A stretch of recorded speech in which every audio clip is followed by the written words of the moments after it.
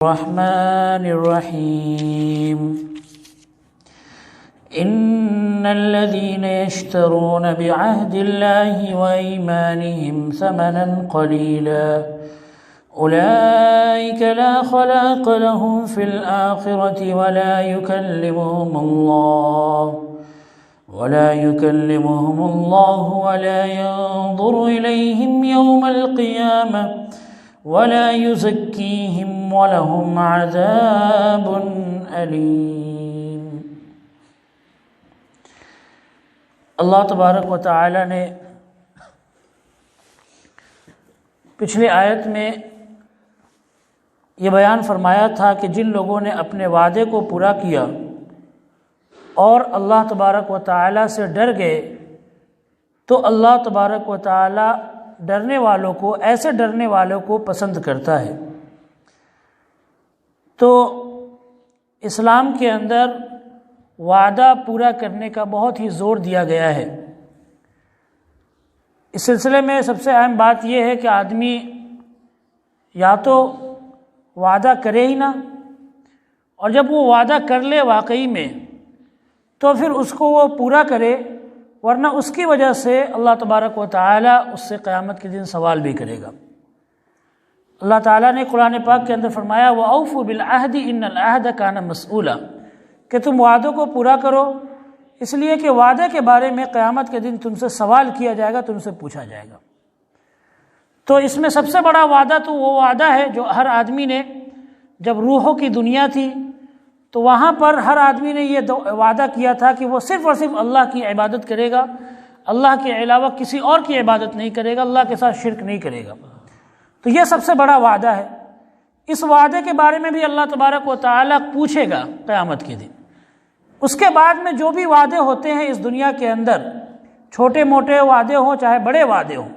کوئی آدمی کسی سے وعدہ کرتا ہے کسی بھی چیز کے معاملے میں، کسی بھی معاملے پر، چاہے خریدنے بیچنے کا ہو یا اپنا کوئی دنیاوی معاملہ ہو، اگر اس نے وعدہ کر لیا ہے اور وہ وعدہ گناہ کی چیز نہیں ہے، ایسا نہیں ہے کہ گناہ کی چیز کا وعدہ کر لیا تو اس وعدے کو پورا کرنا ہے۔ مثال کے طور پر نوجوانوں کے اندر جو آج کل یہ کہ کسی نے کسی سے وعدہ کر لیا کہ میں ناجائز طور پر تم سے ملوں گا، حالانکہ اس سے ملنا ناجائز ہے، تو اب یہ اس کے لیے نہیں ہے کہ وہ وعدہ کو پورا کرے، بلکہ اس وعدے کو پورا کرنا اس کے لیے حرام ہے۔ ہاں، وعدہ کرنا بھی غلط ہے، اس نے جو وعدہ کیا وہ بھی وہ حرام کام کر رہا ہے، اس پر جو وہ پورا کر رہا ہے وہ بھی حرام کام کر رہا ہے، یہ ایک وعدہ الگ ہے۔ لیکن وعدہ اگر کسی نے واقعی میں ایسا وعدہ کیا ہے جس میں گناہ نہیں ہے، نیکی کی چیز ہے، یا پھر نیکی نہ ہو نہ گناہ ہو، تو ایسے وعدے کو انسان کے لیے پورا کرنا ضروری ہے، چاہے یہ وعدہ کسی مسلمان سے کیا گیا ہو یا کسی نان مسلم سے کیا گیا ہو، کسی غیر مسلم سے کیا گیا ہو، وعدہ جس سے بھی کیا گیا اس سے وعدہ کو پورا کرنا ضروری ہے، اس لیے کہ اللہ تبارک و تعالیٰ اس کے بارے میں کل قیامت کے دن بندوں سے سوال کرے گا، پوچھے گا۔ اور اللہ تبارک و تعالیٰ نے قرآن میں ایک جگہ نہیں کئی جگہوں پر وعدے کے بارے میں بیان فرمایا۔ ایک جگہ اللہ تعالیٰ نے ایمان والوں کے بارے میں بیان کیا ہے کہ ایمان والے کیسے ہوتے ہیں، الذین یوفون بعہد اللہ، کہ ایمان والے وہ ہوتے ہیں جو اللہ کے وعدے کو پورا کرتے ہیں، ولا ینقضون المیثاق، اور وعدے کو توڑتے نہیں ہیں۔ جو بھی ایمان والے ہوں گے وہ اپنے وعدے پر قائم رہیں گے، وہ یا تو وعدے کریں گے نہیں، ہاں اس کے لیے انشاءاللہ کہہ دیا میں یہ کر دوں گا، یہ الگ بات ہے، انشاءاللہ کہہ دیا کسی نے، لیکن وعدہ کر دیا کہ میں وعدہ کرتا ہوں کہ وہ یہ چیز کروں گا، پھر اس کے بعد میں مثال کے طور پر کوئی شخص ہے،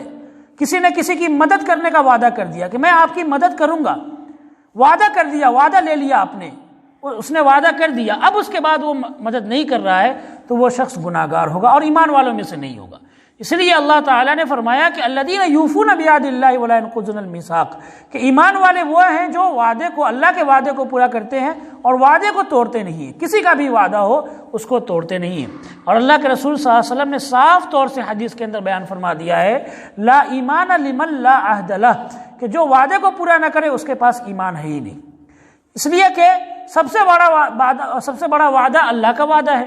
تو جو آدمی چھوٹے سے وعدے کو نہیں پورا کر پا رہا ہے لوگوں سے کیا ہوا، وہ اللہ سے کیا ہوا وعدے کو کیا پورا کرے گا؟ اور وعدے کا مطلب یہ ہے کہ اللہ تبارک و تعالیٰ نے جس دین پر اس کو پیدا کیا ہے، فطرت دین پر، اس پر وہ باقی رہے، اپنی موت تک اس پر قائم رہے، یہ اللہ سے کیا ہوا وعدہ ہے۔ پھر دنیا والوں سے جو کیا ہوا وعدہ ہے اس بارے میں اللہ کے رسول صلی اللہ علیہ وسلم کی کئی ساری حدیثیں ہیں۔ بعثت سے نبی بننے سے پہلے کا ایک واقعہ ہے کہ اللہ کے رسول صلی اللہ علیہ وسلم نے کسی سے کوئی معاملہ کیا، کوئی کاروبار کیا، اب اس آدمی نے کہا کہ مجھے کچھ یاد آ گیا ہے اور میں آتا ہوں تھوڑا گھر سے۔ وہ آدمی گیا اور گھر جا کر وہ بھول گیا، اور حدیث کے اندر آتا ہے کہ 3 دنوں تک وہ گھر سے آیا نہیں، وہ بھول گیا۔ 3 دنوں تک 3 دنوں کے بعد اسے یاد آیا اور وہ واپس آیا تو اس نے دیکھا کہ نبی صلی اللہ علیہ وسلم اسی جگہ پر موجود ہے، اور آپ صلی اللہ علیہ وسلم نے صرف اتنی بات کہی اس سے کہ تم نے مجھے تھوڑی تکلیف میں ڈال دی، میں 3 دنوں سے تمہارا کیا کر رہا ہوں، یہاں پر انتظار کر رہا ہوں۔ تو وعدہ کر دیا تھا کہ میں یہیں پر رہوں گا، تو اس لیے اللہ کے رسول صلی اللہ علیہ وسلم نے اس وعدے کے مطابق وہاں پر اس کا انتظار کیا۔ تو اللہ کے رسول صلی اللہ علیہ وسلم کی یہ عادت تھی وعدے کے معاملے میں، کسی سے وعدہ کر لیا تو اس وعدے کو پورا کرتے تھے، یا تو پھر اب وعدہ نہیں کرتے تھے، اور جب وعدہ کر لیا تو اس کو پورا کرتے تھے۔ اور جب وعدہ آدمی پورا کرتا ہے تو اس کی وجہ سے انسان کا بھروسہ بڑھتا ہے، پھر سماج کے اندر، معاشرے کے اندر اس کی عزت بڑھتی ہے کہ یہ وہ آدمی ہے جس پر بھروسہ کیا جا سکتا ہے۔ لیکن وعدہ نہیں کرنے والا ہے، اس پر کوئی بھروسہ نہیں کرتا کہ یہ آدمی کبھی بھی ہمیں دھوکہ دے سکتا ہے۔ اور ایسے لوگوں کے بارے میں بڑی وعید آئی ہے، جو لوگ دھوکہ دینے والے ہوتے ہیں، جو لوگ غداری اور خیانت کرنے والے ہوتے ہیں، کسی کے ساتھ میں وعدہ کر لیا یا دکھاوے کے لیے کسی کے ساتھ میں لگ گئے اور پھر عین موقع پر اس کو ساتھ چھوڑ دیا، دھوکہ دے دیا اس کو، تو ایسے دھوکہ بازوں کے لیے اللہ تبارک و تعالیٰ نے بہت بڑی وعید، اور ایسے دھوکہ بازوں کے لیے اللہ تبارک و تعالیٰ نے بہت بڑی سزا بتائی ہے۔ تو خیانت اور غداری اسلام کے بالکل خلاف چیز ہے۔ غداری کرنے والا، خیانت کرنے والا کبھی بھی جنت میں نہیں جائے گا۔ غداری کرنے والے کا ٹھکانہ کیا ہے؟ جہنم میں۔ تو کسی کی مدد کا، کسی کے ساتھ کا اگر آپ نے جو ہے وعدہ کر لیا ہے اور آپ اس کے ساتھ ہیں تو آخر وقت تک آپ کو اس کے ساتھ دکھنا ہے اور رہنا ہے۔ تو اللہ تبارک و تعالیٰ نے فرمایا بلا من اوفی بعہدہ، جن لوگوں نے اپنے وعدے کو پورا کیا، واتقى، اور اللہ سے ڈر گئے، فإن اللہ يحب المتقین، تو اللہ تبارک و تعالیٰ ایسے لوگوں کو پسند کرتا ہے جو وعدہ کو پورا کرنے والے ہیں اور اللہ سے ڈرنے والے ہیں۔ جو وعدہ کو پورا نہیں کرتے ان کے اندر اللہ کا ڈر بھی نہیں ہوتا، اللہ کا خوف بھی نہیں ہوتا۔ ان الذین یشترون بعہد اللہ وایمانہم ثمنا قلیلا، اب اللہ تعالیٰ فرماتا ہے کہ بے شک جو لوگ اللہ کے وعدوں کو اور اللہ کی قسموں کو کیا کرتے ہیں؟ بیچتے ہیں معمولی قیمت پر، اللہ کے عہد کو، اللہ کے وعدوں کو، یا پھر اللہ کی قسموں کو۔ اللہ کے عہد کا، اللہ کے وعدے کا، اس کی بہت لمبی چوڑی تفسیر علماء نے لکھی ہے۔ پہلی چیز تو بتائی ان علماء کے بارے میں جو معمولی پیسوں پر، چند روپیوں کے لیے کیا کرتے ہیں؟ دین کو بیچ دیتے ہیں،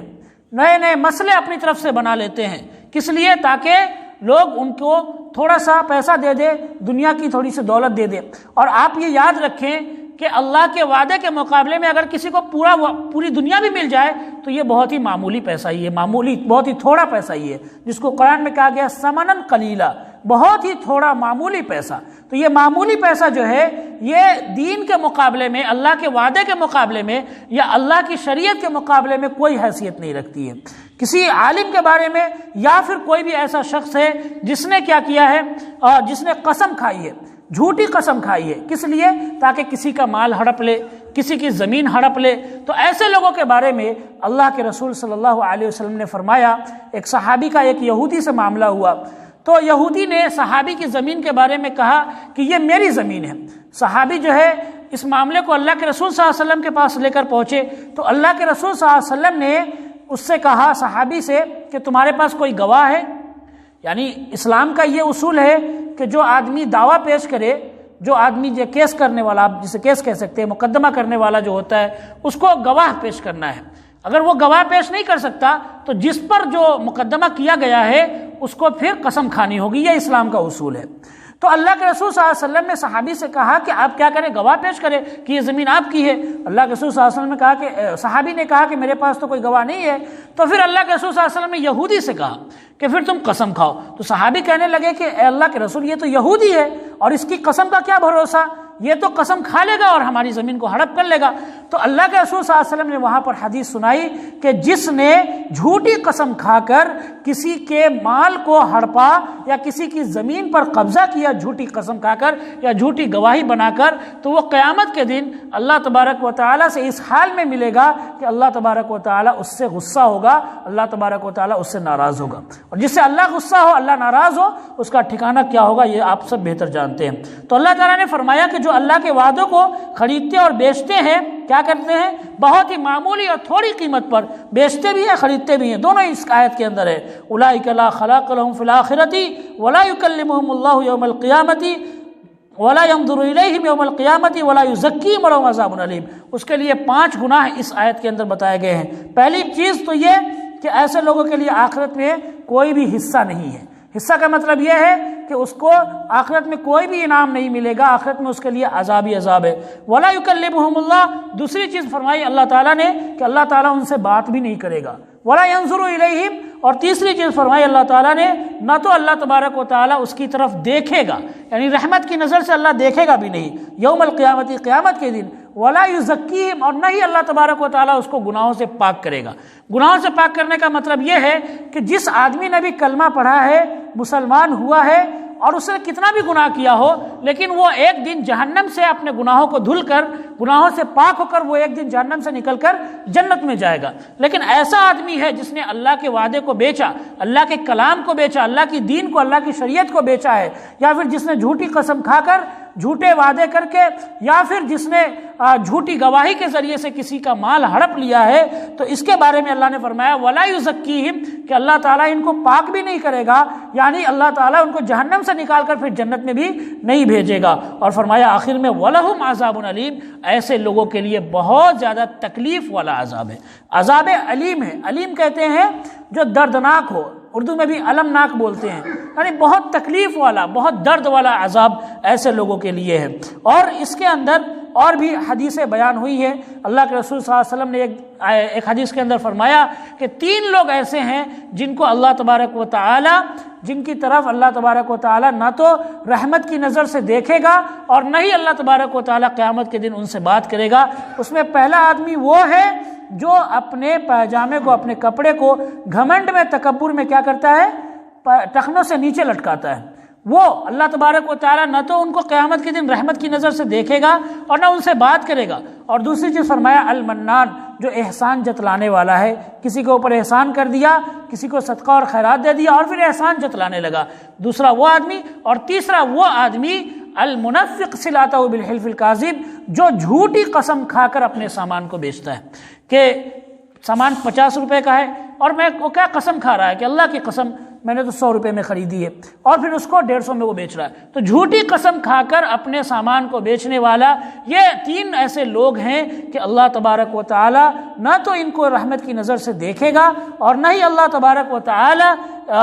ان سے بات کرے گا اور نہ ہی ان کو پاکیزہ کرے گا، اور ان کے لیے بہت ہی دردناک عذاب اللہ تبارک و تعالیٰ نے تیار کر رکھا ہے۔ تو اللہ تبارک و تعالیٰ کے ان عذاب سے بچنے کے لیے اس آیت میں اللہ تبارک و تعالیٰ نے خاص طور سے لوگوں کو یہ حکم دیا ہے کہ سب سے پہلی چیز تو اللہ کے وعدے کو پورا کرنا ہے، اور دوسری چیز یہ کہ دنیا کے اندر جس سے وعدہ ہوا ہے، آپس میں لوگوں کا جس سے وعدہ ہوا ہے، اس سے اپنے وعدے کو پورا کرنا ہے اور گناہ کے وعدے کو پورا نہیں کرنا ہے۔ اور اس کے بعد میں فرمایا کہ اللہ کے دین کو یا اللہ کے کلام کو یا اللہ کی شریعت کے اندر جھوٹی قسم کھا کر یا پھر معمولی پیسے کے لیے، تھوڑے پیسے کے لیے اللہ کی شریعت کو بدلنا، بیچنا، ایسے لوگوں کے لیے بہت ہی سخت اور بہت ہی دردناک اور تکلیف والا عذاب اللہ تعالیٰ نے تیار کر رکھا ہے۔ اللہ تعالیٰ سے دعا ہے کہ اللہ ہم سب کی حفاظت فرمائے۔ وآخر دعوانا الحمدللہ رب العالمین وما علینا الا البلاغ۔